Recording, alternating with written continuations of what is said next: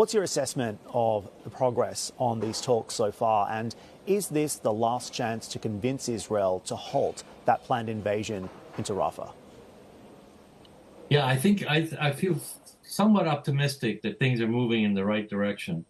I do believe that, as Khalid al-Hayya said, the Hamas leader, the political leader in Hamas, said that they are willing to disarm and to become more of a political party, accept a ceasefire. That is, if an independent Palestinian state can be created. So I think that's a positive sign. I do believe that the United States' biggest effort here can be working with Saudi Arabia. So I think the Secretary's visit is really, really critical. If we can reach an agreement with Saudi Arabia over their interests from a security standpoint, their nuclear peace that they're very interested in, and a number of other areas where they want more support from the United States, I think that could be a strong path to the Arab world really helping to settle this dispute once and for all. I think Israel has seized this, and I think with 100 hostages still left, they've got to do something about getting those hostages back, and an invasion of Rafah is not going to solve that issue.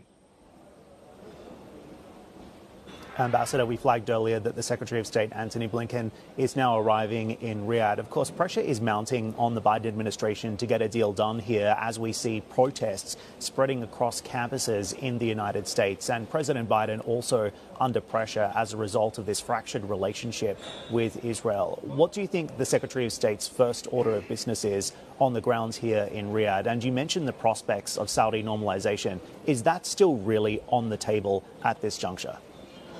I do think so. And I think that would be very important to Israel. That would be a very important step for Israel if some agreement were to be reached, so that in the future there could be a very strong regional strategic infrastructure set up that would include Israel, Saudi Arabia, and other Middle Eastern countries.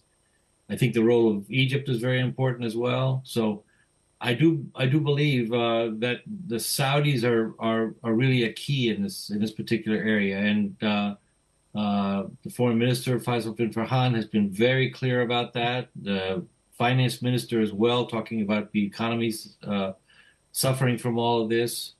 And I think Israel is pausing. I think they're looking at the political situation in the United States and seeing some of the challenges there. Having said that, we just approved $21 billion worth of aid to Israel, despite the protests on our campuses and all that's the issues concerning this. So I think that our commitment to Israel is still very, very, very strong.